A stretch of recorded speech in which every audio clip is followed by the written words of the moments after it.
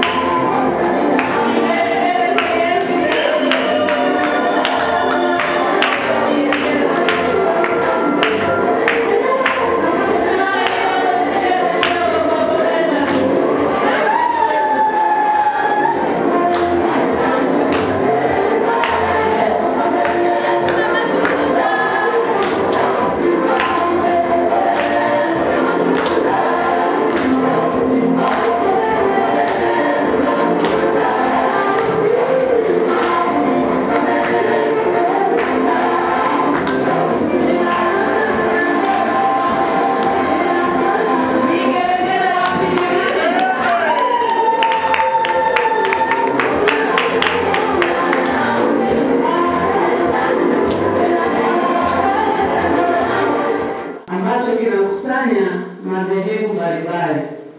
Na chuo hiki ni ministry, yani huduma ya mtu ambaye anataka kumtumikia Mungu. Kwa mfano, kama wewe ni mwimbaji, kama wewe ni mzee wa kanisa, kama wewe ni mchungaji, kama ni nabii, kama ni mwinjilisti, kama ni askofu, yani chuo hiki kinakufaa sana. Ili uweze kujinoa tu kwa ajili ya kumtumikia Mungu katika lile eneo ambalo Mungu amekupatia. Ni chuo ambacho tunaweza kusema unaweza kusoma kwa urahisi kabisa.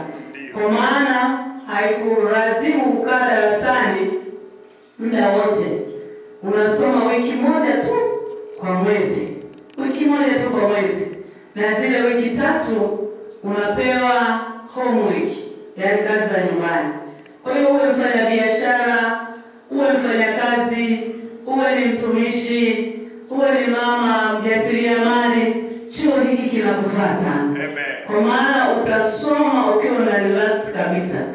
Sio kama vile vingine inabidi ukaweke kambi huko, usahau kabisa mambo ya familia, usahau mambo ya huduma, unasema mimi naenda kusoma, basi unaenda kusoma moja kwa moja. Lakini chuo hiki ni kizuri sana. Kinakupa nafasi ya kumtumikia Mungu ukiwa huko unasoma. Kinakupa nafasi kama wewe ni mwajiriwa, unaweza ukafanya kazi na bado ukasoma, kwa sababu kuna masomo ya asubuhi na kuna masomo ya jioni.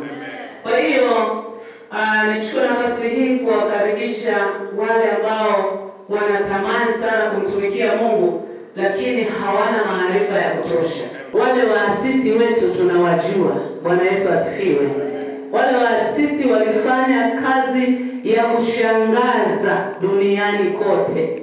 Waliweza kuhubiri injili ya moto kama vile tunavyofahamu. Marehemu Bonke alifanya kazi kubwa sana.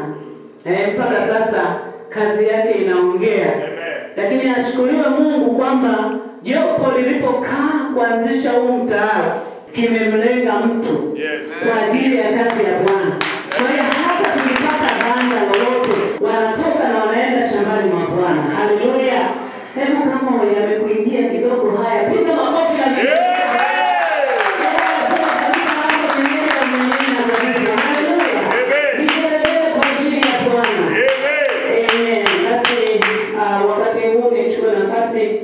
hii kumkaribisha mtumishi wa Mungu ambaye pia ni askofu na ni mgeni maalum wa siku yetu ya leo.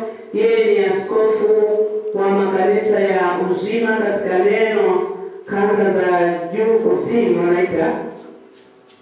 Yeye amekuja kujumuika nasi, kanisa lake liko pale Mafinga. Kwa hiyo leo tunamshukuru Mungu amepata nafasi ya kujumuika pamoja nasi. Basi nimkaribishe kwa neno la salamu. Karibu sana. Makofi.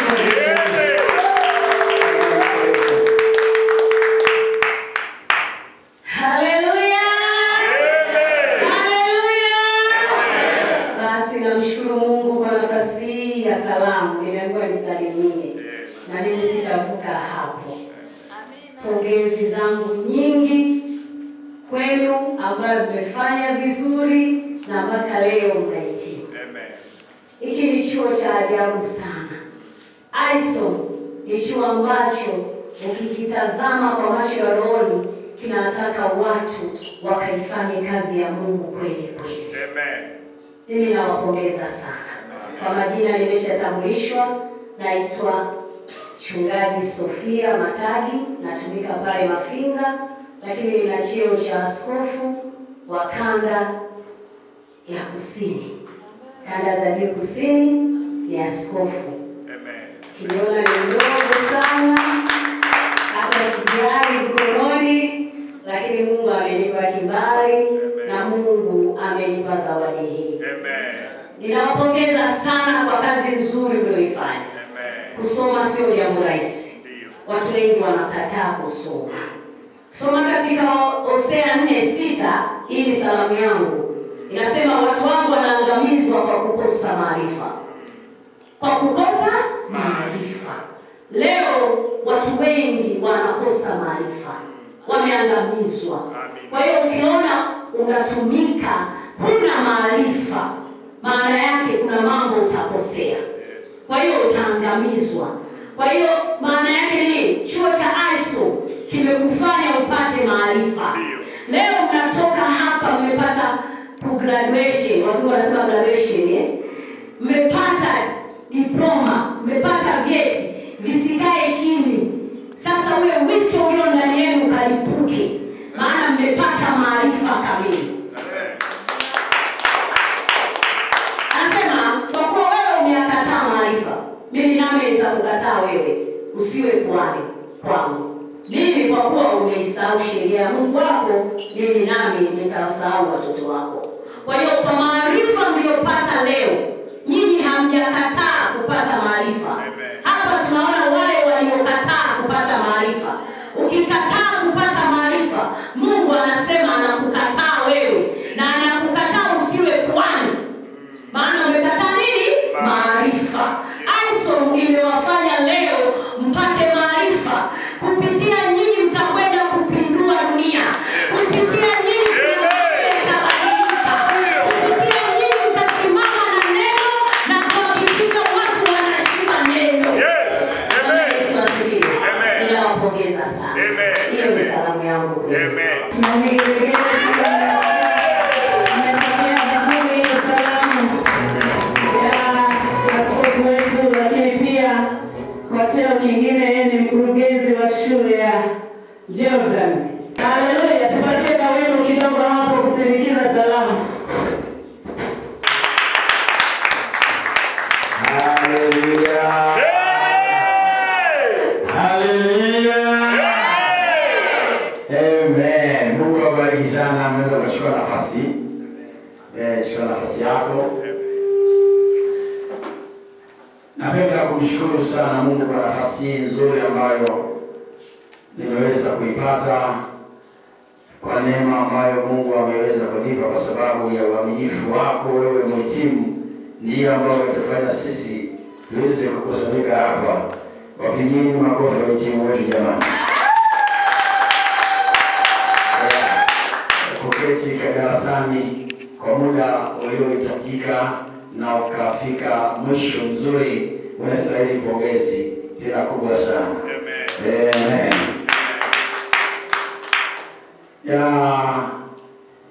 Kabla sijaleta hotuba au ujumbe wa leo, ningependa pia nishukuru kwa ajili ya risala nzuri sana. Risala hii imeiandaa vizuri, tena imekuwa elimu kwetu, imeweka vionjo vyote muhimu sana, na sisi tunashukuru sana kwa risala nzuri. Maana umepanga vizuri sana, hata umeonyesha jinsi ndivyo na utayari maono yenu ya kwenda kufanya kile ambacho mmekiweka, na mmetuwekea mkao ushauri wetu na maombi yenu. Kwa hiyo tutafanyia kazi na tunasema Mungu awabariki sana. Asante sana.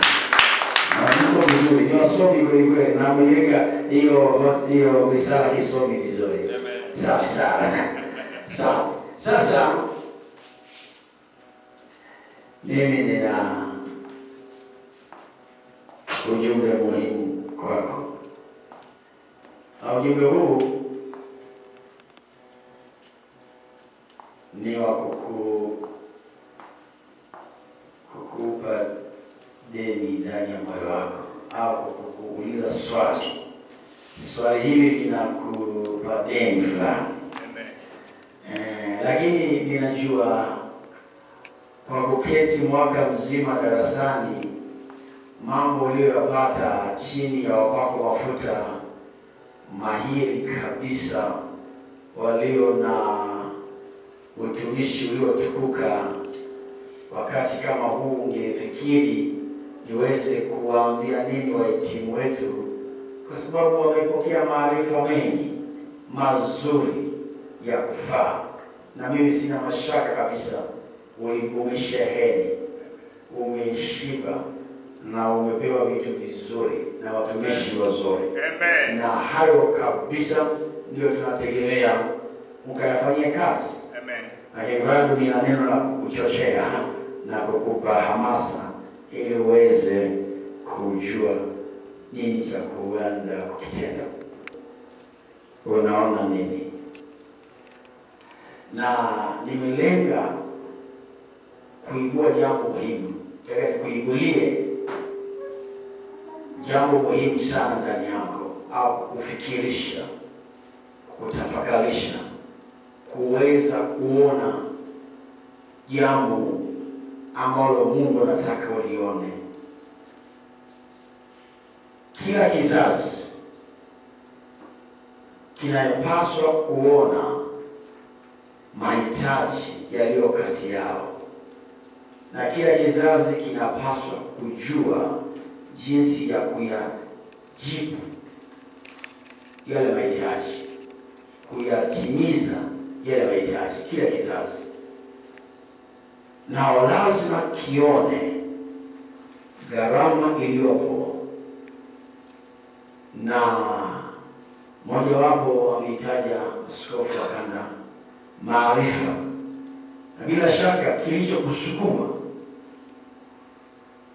kupata maarifa, kuna kitu ambacho umekiona, na katika kuona hicho, bila kuongeza maarifa sitafanya kikamilifu. Hivyo kaketi darasani, ukalipa gharama ya muda, gharama ya fedha, ukaamua kupata kitu ambacho kitaenda kujibu. Yeremia sura ya 1 mstari wa 11b, Bwana akamuuliza Yeremia, akamuuliza unaona nini? Na ujumbe wangu kichwa chake kiko hapo tu. Unaona nini? Ni nini kinakuuma wewe mpaka unasoma? Ni nini kinakuumiza moyo, kinakufanya usilale usingizi, kinakutesa? Ni nini kinakutesa? Kile kinachokutesa ambacho hakikupi kutulia ni nini? Yeremia aliulizwa unaona nini?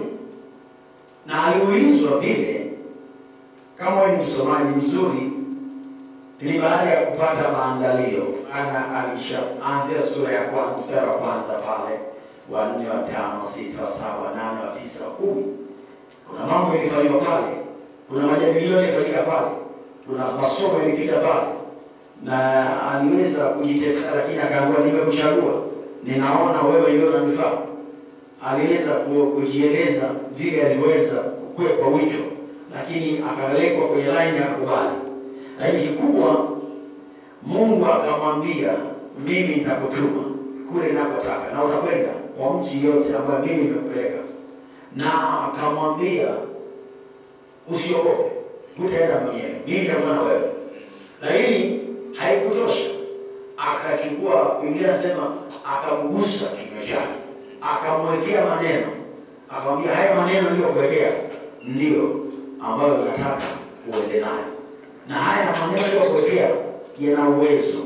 Pale ambapo hapajakaa sawa sawa, haya maneno utakwenda kuanza kazi nzito sana. Yeremia, kuna vitu vimejengwa, kuna vitu vimeimarishwa ambao si vyangu, ambao si vitu ambavyo vinastahili kuwa vile. Kazi ya kwanza itakuwa sio rahisi, na nimekuandaa na nakuamini, sina mashaka.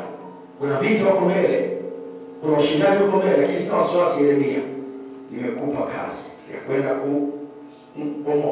kumoa. Utamoa tu watu wakikufurahia kupigia makofi wanapomoa, ni vita. Bomoa si tu kupigia makofi na kumoa, ni vita. Utaenda kuangamiza, ni vita. Utaharibu, ni vita. Ndipo utapanda kile unachotaka, ndipo utajenga kile unachotaka, ni vita. Unaona nini? Vizuri.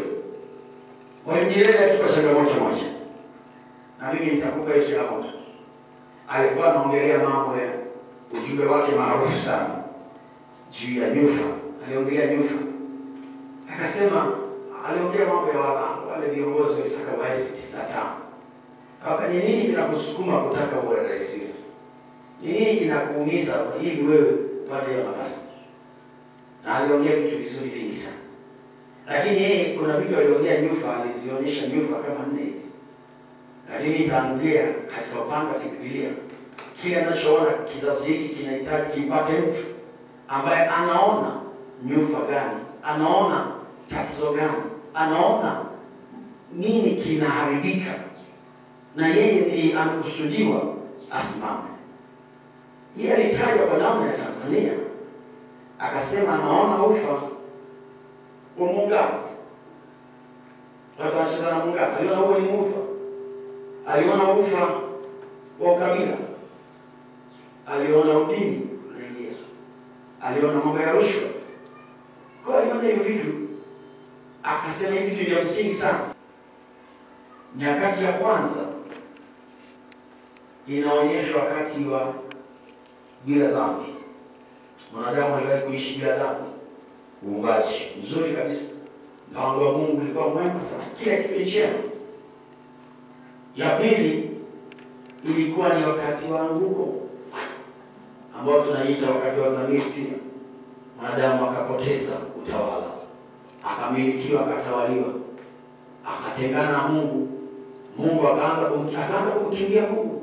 Badala ya kuwa karibu naye, alikuwa anazungumza naye kila siku jioni, akamkimbia Mungu. Nyakati ya tatu ni ya mataifa. Uchafuko wa lugha. Mataifa yakasambaa, yakaanza mataifa kuzaliwa baada ya mnara wa Babeli. Nyakati ya 4 ni nyakati ya ahadi. Mungu akautazama ulimwengu, akaanza kutengeneza njia mpya ya kukomboa ulimwengu. Akamwita Ibrahim, akamwahidi, akamwambia, toka mahali ulipo, kwenye nyumba yako, kwenye jamii yako, nataka tufanye kazi na wewe. Na akasema, nitakufanya kuwa taifa kubwa, nitakufanya jina lako kuwa kubwa, nitakubariki ili uwe baraka, na katika wewe na katika uzao wako jamaa zote dunia nzima itabarikiwa. Alikuwa anaongea ahadi, na hiyo ahadi iko imara, ambao uzao wa Ibrahimu bila shaka ni Yesu Kristo. Kulingana na Wagalatia 3 inazungumza uzao wa Ibrahimu ni Yesu Kristo, ambaye ndiye ameibariki dunia nzima. Lakini wakati ya 5 ni wakati wa sheria, Torati, ambao Mungu akaanza kutenda kazi kupitia Torati na sheria za Musa. Nafahamu wakati huu tulionao ni wakati wa 6, ambao ni neema. Yesu Kristo amefunua neema sasa, na katika wakati huu kuna majukumu tuliyopaswa kuyafanya, kwa sababu kwenye ile nyakati ya 7 kuna jambo ni milenia, ni miaka 1000 ya utawala, na hiyo miaka 1000 inahitaji maandalizi ya wakati wa neema. Na wakati wa neema lazima mtu fulani aone kitu kinachotakiwa kufanywa kwenye nafasi yake kizazi hiki wakati huu. Tunaona unabii ulitolewa siku za nyuma kuonyesha nafasi tuliyopo juu ya siku za mwisho. Moja wapo iliyosemwa ni mtini, ambao ni Israeli. Israeli ni ishara nzuri sana. Angalia vita inaendelea Israeli. Angalia mambo yanaendelea Israeli. Unaona Trump alipoingia mara ya kwanza, ghafla akaamua kutambua Yerusalemu kama mji mkuu. Ni jambo la kiroho sana, lazima uangalie. Akautambua Yerusalemu, maana Yerusalemu kibibilia na kinabii umelengwa kutimiza unabii. Na hivi amerudi mara ya pili, hatujui nini kinaendelea. Lakini unaona ambapo yuko very committed kuwa upande wa Israeli. Yuko wazi, hajifichi. Kuna wakati Mungu huamsha mioyo watu, huamsha roho, kama kina Ezra na Kristo mwenyewe alikuja kukomesha ufalme wa Kristo. Lakini sasa kama hayo nayoongea ni mambo ya mbele kidogo, yaani bado hajafikia, lakini dalili zake zinaonyesha tuko katikati yake, yaani inaweza ikatokea wakati wote. Sasa sisi tunaona hayo, tuna nini cha kufanya sisi? Sababu ni sisi ambao tunastahili kusababisha hayo yatokee. Kuja isipokuwa injili imehubiriwa kwa kila kiumbe kwa moja ya sharti. Sasa swali, injili iliyopo leo ni injili inayostahili kuandaa kanisa ili aje? Ndio swali la kupata. Unaona nini hapo na kupata? Sasa kama utaona hilo, ukaona proof, je, magugu yanahubiriwa leo? Ni ngano yanahubiriwa na magugu? Utajua kule atajaza. Yesu arudie kama injili imechafuka. Je, Yesu hana masazo? Hanao wengi tu. Amen. Wengi kabisa. Lakini unaweza ukaangalia hii move inapoenda, hii move inapokwenda, ukafikiri tumekwisha wote. Hapana. Wako watu wazuri sana wako Bwana. Amen. Wako wazuri sana. Amen. Sasa wewe ndio tukupendeni hilo. Je, ni wewe yule ambaye unaona hilo jambo tatu kwamba injili imechakatuliwa? Ndio kwa Mwalimu Nyerere sasa. Je, unaona injili imekanyagwa chini? Biblia, katiba yetu ni Biblia. Je, unaona Biblia imekanyagwa chini? Unaliona hilo? Ndicho kilichokuuma? Ndicho kilichokusukuma kuingia kusoma? Ndicho. Na sasa umesoma na umeangalia, uko tayari sasa kusimama kwa sauti. Aliambiwa, akaonyeshwa mateso ya watu, alionyeshwa historia na Mungu mpaka watu na wote wale wanaoona wamechuba wale wakubwa, ukiondoa mwingine ukimwondoa Magoya na Bebo, wote wengi wao wapitia kwa wengi wao wote ambao wanajiita manabii wakubwa na wakubwa kabisa, lakini hawasemi, lakini wapitia kwa. Na mimi ndio niwafungulia milango wengi wao. Lakini sasa unaangalia mazingira unapokwenda, unaona sasa hii sio injili, twende huko. Tunapoteza. Sasa Mungu ananipa mzigo mkubwa ndani, niweze kuandaa watu, jeshi. Na Mungu akanipa neema, akaniunganisha na kichuo. Siko mpango wake mwenyewe. Ndio Mungu nisaidie. Itanifaa nini nikipata vyote duniani, utajiri, heshima, lakini nikahubiri injili potofu? Mimi nahubiri injili ya kweli. Fedha na mali zitanijia, na kwa kweli nimeona fedha zinanijia, mali zinanijia, ninapata vitu vizuri, sijakosa chochote kwa kuhubiri injili sahihi. Amen. Nimekataa kuwa tapeli. Amen. Amen. Na nilianza kuwa rafiki wa marafiki zangu baada ya kuambia ndugu zangu, Mungu anaweza kutuinua tukahubiri injili ya kweli. Nisitaki kuwa tapeli, lakini ninahubiri injili iliyonyoka na ninahubiri sadaka as the maximum. Sadaka ni mapenzi ya Mungu. Siogopi kuhubiri sadaka, lakini ile basic misingi yako, ukiwa umejaa msingi mzuri, huogopi kuhubiri kweli. Usiogope kuhubiri sadaka, sababu watu wamehubiri sadaka vibaya. Usiogope kuhubiri sadaka ni mapenzi ya Mungu. Mtu ambaye ameiva, wewe umeiva, umepata kitu kizuri kwa Bwana, umepata umeandaliwa, basi uweze kumzaa mwingine hawaina.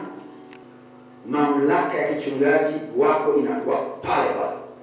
Tunataka mchungaji wako aseme kweli, Aiso imeniangalia mtu amekuwa baraka sana. Usiende kuwa mzigo kwa mchungaji kama sio mchungaji. Na sisi Aiso hatushawishi mtu kuhama kwake aje kwetu. Mimi ni kiongozi wa kanisa hapa, ninyi ni shahidi. Sasa mimi hapa ndio askofu mkuu wa kanisa la Uzima kanisa la Pentecost Tanzania na ulimwengu wote. Lakini ningekuwa nataka kuwashawishi mjiunge na kanisa letu. Sijafanya hivyo. Kwa nini? Kwa sababu si wajibu wangu kufanya hivyo. Nafuata sera za waanzilishi wa chuo. Wala dhehebu letu hatulisemaje hata kabisa. Hatulisemi. Hata tuseme hiyo tumesema. Hatulisemi kabisa. Kwa sababu halina maana kwako. Sisi tunakupatia ile fundisho basi. Hatutaki kukupatia dhehebu kwamba kwetu ni bora zaidi. No. Hatulitukuzi dhehebu la mtu yeyote. Kwa kitu cha kwanza wewe jitambue. Alafu pili, andaa Timotheo wako. Andaa timu. Usiwe mwenyewe tu. Wewe kama ni kanisa fulani, wewe ndio kiongozi. Chukua mafunzo, andaa watendakazi wa Timotheo wako. Wale Timotheo wako lazima waige kulingana na fundisho lako. Lazima walielewe fundisho lako vizuri. Maana Yesu alitumia miaka mitatu kuandaa walielewe fundisho lake. Na alipoondoka walisimamia fundisho lake. Kila kanisa lina kitu Mungu amekiachilia. Hatufanani. Injili ni tofauti na zamani. Lazima uwe na mafunuo sahihi ya kuipeleka injili sasa hivi. Ni kama Mungu anazungumza. Watu usipokuwa na ufunuo utaachwa na wakati, utapitwa. Kuna makampuni makubwa yamepotea kama Nokia, kama Kodak yale piga films. Kwa nini? Kwa sababu lazima state kwa digital. Lazima ujue. Sasa mimi ninachofanya sasa hivi na Mungu anaanza kunielekeza vitu tofauti zaidi. Lazima tuinue wachungaji, wainjilisti wetu, walimu, manabii, mitume ambao wana misingi ya kibiblia. Na hatuogopi sisi usikimbilie tu kufungua. Mimi hata nimeona ninajaribu pia. Ukifungua matawi mengi utazalisha waasi wengi. Ndio. Utazalisha mashetani mengi. Kwa sababu kwa matawi mawili na mashetani mawili. Kwa sababu kadiri unazalisha matawi mengi yote hayana fundisho lako. Yote hayana. Kwa hiyo matokeo yake unazalisha watu wasiojua maono yako kwa wingi. Ndio. Na hivyo wanakusumbua sana. Kwa zalisha, unapozalisha mtu mmoja mhesabu ndio kanisa moja. Zalisha wawili nimezalisha. Watu ndio makanisa, sio majengo. Kwa hiyo zalisha ukisema kwamba unataka makanisa matatu, komana watu watatu. Komana nao watatu. Ukikomana nao watatu, basi mwaka unajua na makanisa matatu, matano au sita au kadiri hao ambao wamejithibitishia. Siku za leo ndio maana sisi ukija kujiunga kwetu hatukutetemekei. Kwa hiyo nataka kuambia mapema tu. Kuna mahali pengine tena kubomoa kabomoe. Kuna mahali pengine kubomoa kabomoe. Kuna mahali pa kuangamiza kaangamize. Tunataka upande. Bwana yuko pamoja na wewe ukajenge. Bwana yuko pamoja na wewe hata kupungia wala kwa Mungu ukamlinde. Ufunike juu yako na kufuate nyuma ukulinde. Neema yote ya kwako. Mungu ikupige muhuri. Kwa wewe umekubaliwa na Bwana. Kwa jina la Baba, Mwana na Roho Mtakatifu. Amen.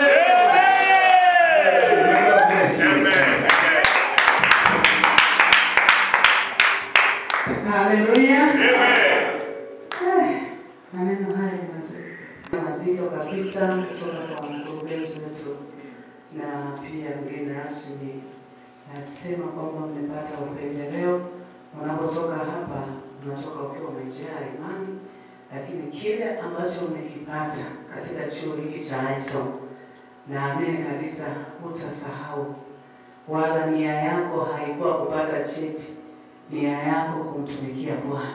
Kwa sababu chuo hiki cha ISOM wameagiza sisi ambao tunasimamia chuo hiki kwamba si mtu kusoma na kujisifia kwamba mimi nimesoma, niko na diploma ama sio na degree, haisaidii chochote. Lakini kile ambacho walikilenga waasisi wetu ni kwenda shambani mwa Bwana, bali watakwenda kufanya kazi ya Mungu. Amina. Kwa hiyo naomba wahitimu tuweze kusimama na tuimbe tenzi za rohoni. Nasema Bwana uliyewaita.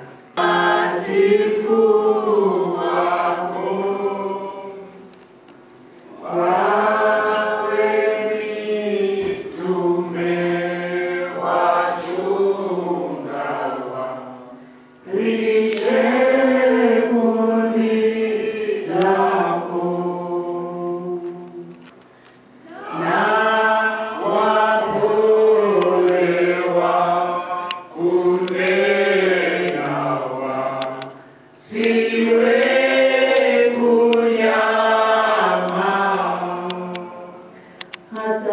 leo, hata leo wawataka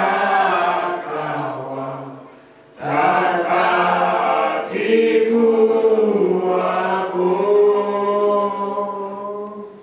nawe wauliza tena, nani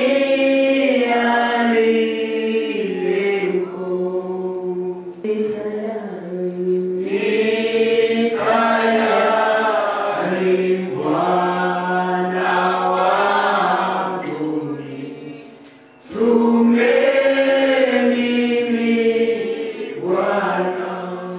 Tume kwa kumaanisha kabisa. Nitume na mimi Bwana, kama ulivyotuma. Habari Ya msamaha na dhambi kutubiwa, heri wako sana waliopotea. Ee Bwana,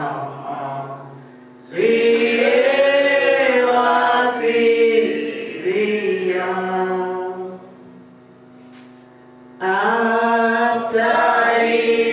astahili, hapana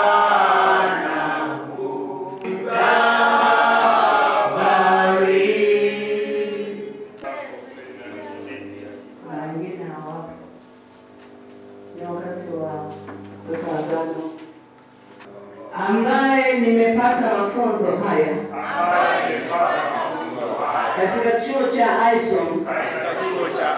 Ninaahidi ya kwamba nitajitoa kwa moyo wangu wote kumtumikia Mungu katika huduma aliyoiweka ndani yangu. Nitakuwa tayari kwa wakati ufahao na wakati usiofaa. Sitaogopa vita, wala sitaacha njia ya imani, wala sitaacha njia ya imani, wala sitarudi nyuma kuiacha imani mpaka nitakapo umaliza mwendo.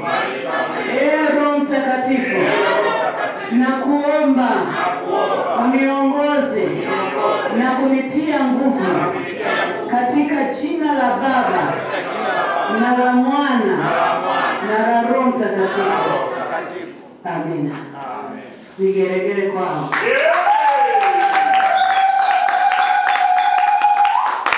Haleluya. Amen. Basi wakati huu tutapata wimbo kidogo, halafu ni wakati wa wanafunzi wetu kuwekwa wakfu. Vigelegele kwao.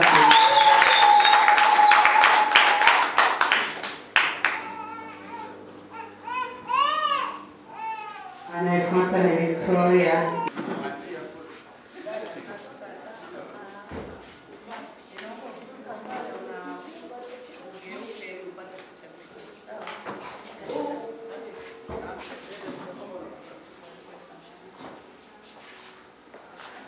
Bwana Yesu asifiwe. Anayefuata ni Franco Kitindi. Makofi kwa ajili yao.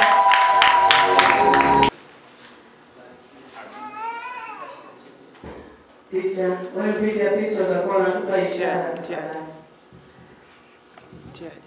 Tayari. Anayefuata anaitwa Hawen Mwandambila.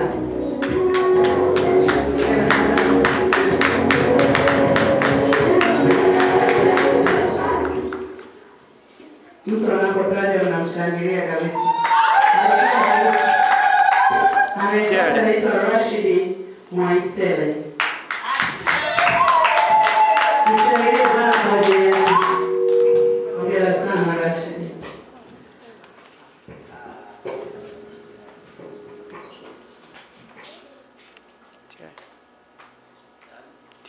Anayefuata ni Godfrey J. Kasambala. Nigelegele kwa ajili ya kijana. Sana. Anayefuata ni Helena H. Kataraina.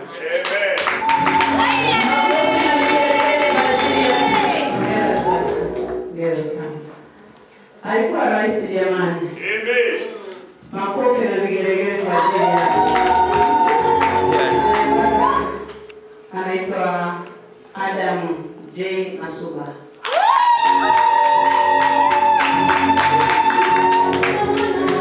Adam. Shangile Bwana kwa ajili yake. Anayefuata ni Boniface S. Mbiaji.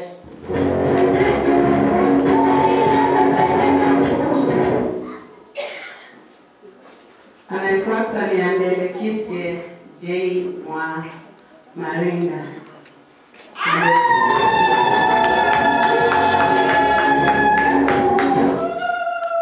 Hongera sana baba. Makofi kwake na vigelegele.